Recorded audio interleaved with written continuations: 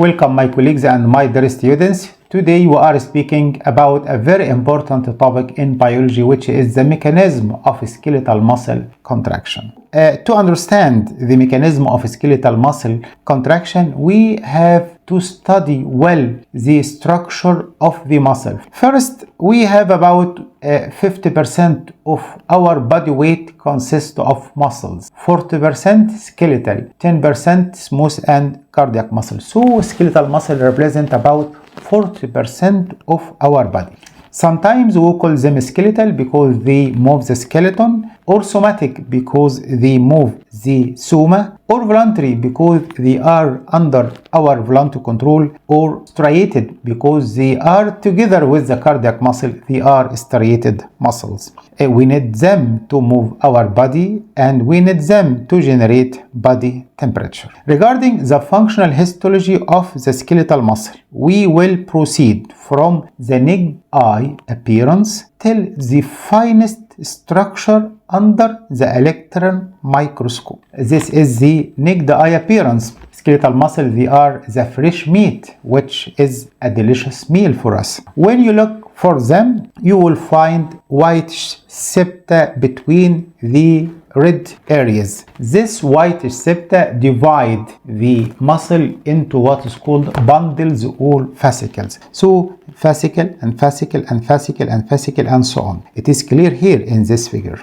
This is a fascicle, muscle fascicle, and this is a fascicle and so on. Every one of these fascicles consists of thousands of muscle fibers, which are called myofibers. If we take one of them like this, which is, as we said, myofiber or muscle fiber, and examine it under light microscope, we will find that the muscle fiber is a cylindrical cell with a variable length that extends from the start till the end of the muscle. The diameter may extend to about 100 micron. It is one of the largest cell inside our body. It is also multinucleated. We have multiple nuclei as we see here. We also find the usual organelles like the endoplasmic reticulum, ribosomes, and Golgi apparatus, and so on. However, when you look to this picture, you will find a specific characteristic structure which is called the myofibril. Every skeletal muscle fiber is formed of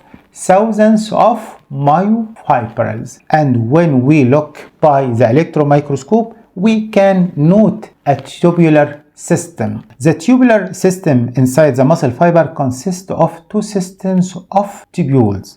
The first is transverse tubules like this. This is transverse to the long axis of the fiber, and they are needed for facilitating the spread of the nerve impulse. The other is longitudinal tubule, which are parallel to the long axis of the muscle fiber, and they are the endoplasmic reticulum, and it is needed for transmission of solutes inside the muscle fiber. This is another figure that shows the transverse tubule, which is this, and also the longitudinal tubule, which are the endoplasmic reticulum. If we take one myofibril and put it under electron microscope, we will find that it is divided into compartments by what is called Z-disc. So this is Z-disc and this is Z-disc and so on. The distance between Z-discs or Z-lines is called sarcomere, and the sarcomere is the functional unit of skeletal muscle. So you must note well that the structural unit is the muscle fiber.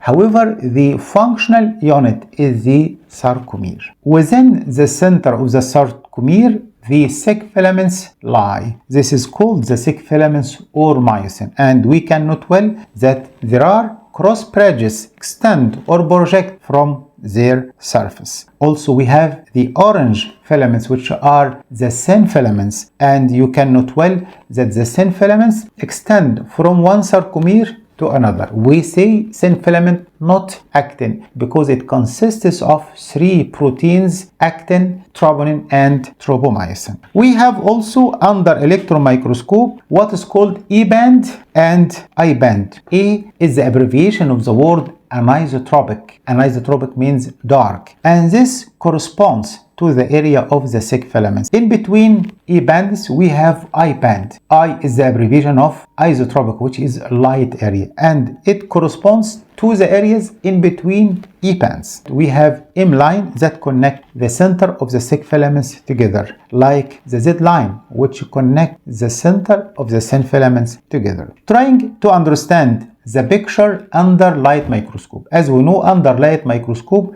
we can see skeletal muscle as dark areas and light areas, like this. This is dark and this is light. And by virtue of the ability of the electron microscope, we can understand, we can explain the cause of darkness and lightness under the light microscope. As we see, the dark area in the light microscope corresponds to E band under the electron microscope. Light area under light microscope corresponds to I band under the electron microscope. And we can guess easily the cause of darkness. The cause of darkness because of condensation of the thick filaments, myosin. And the cause of lightness because of the presence of thin filaments. Also, within the center of the dark area, we have what is called H zone, which is less dark. It is less dark because the periphery of the dark area consists of thick and thin filaments. However, the center consists of thick fibers only. We took a thick filament outside to understand its molecular structure. This is called thick filament myosin, and the projections are called cross bridges, which are needed for the process of cross bridge cycling during the muscle contraction. This is called myosin molecule. However, this is called myosin filament. As we see, the filament consists of thousands of molecules. Each myosin consists of a very long tail,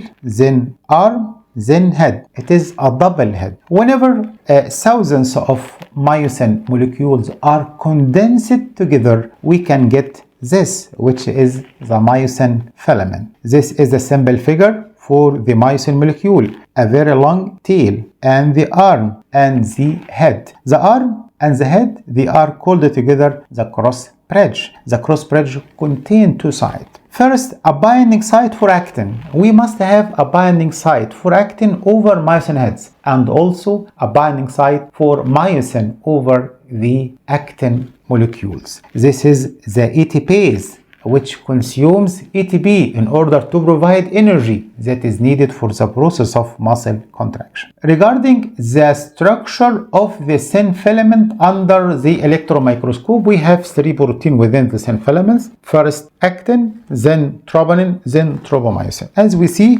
the molecules of actin are globular in form of globules, not filaments like the myosin. This is actin molecule.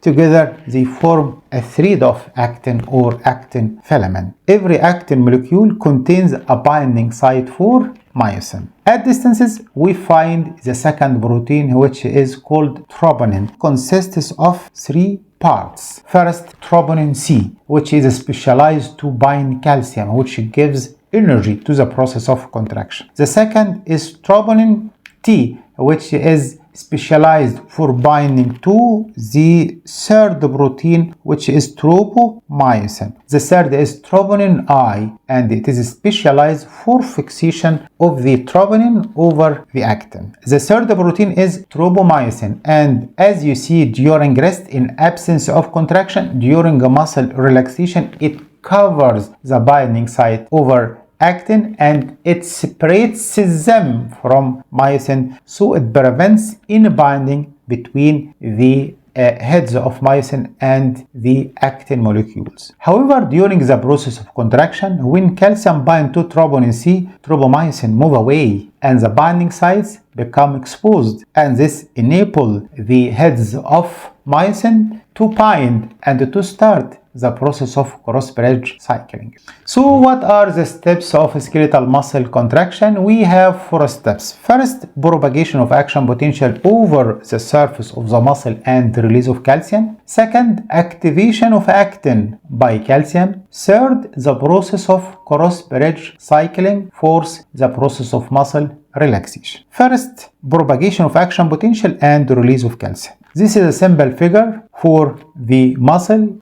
We are trying to simplify the process of contraction during rest. As we see, the skeletal muscle are polarized and the resting membrane potential is minus 90 millivolt. It differs a little from the value of the nerve potential. Whenever impulse is conducted from the nerve, it passes through the neuromuscular junction. So the surface of the muscle becomes depolarized like this. This depolarization triggers release of calcium from the terminal cistern, which is the store of calcium inside the skeletal muscle, so calcium becomes released. So the process of calcium release from the terminal cistern, which is present inside the skeletal muscle fiber, is dependent on depolarization of the cell membrane. The second step is activation of actin by calcium. We describe it together with a study of the structure of the syn filament. As we said, this is the syn filament, this is troponin C, TI, and this is tropomyosin, which covers the binding sites during rest. However, when calcium is released, it binds to troponin C. So tropomyosin move away and expose the binding sites over actin. So immediately the cross bridges of myosin bind to the actin molecule.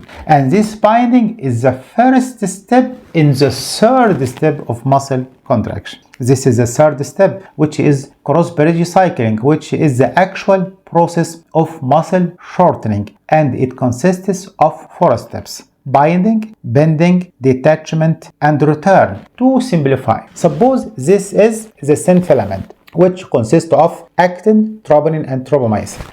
And this is the cross bridge of the sec filament. The first step is binding. The second is bending, like this, bending. This is bending. Then detachment, then return. These are 4 steps: binding, bending, detachment, and return. We can repeat them, and they repeat themselves as long as the cell membrane is depolarized and calcium is available. Binding, bending, detachment, return. Binding, bending, detachment, return, and so on. You can note well that the syn filament slides over the sec filaments, and this causes shortening of the sarcomere and as a result shortening of the muscle. First binding, then bending, then detachment, then return. The result of this is sliding of the syn filament over the sec filaments. We have 4 steps. The first and the last does not need ATP. Only the second and the third, bending and detachment,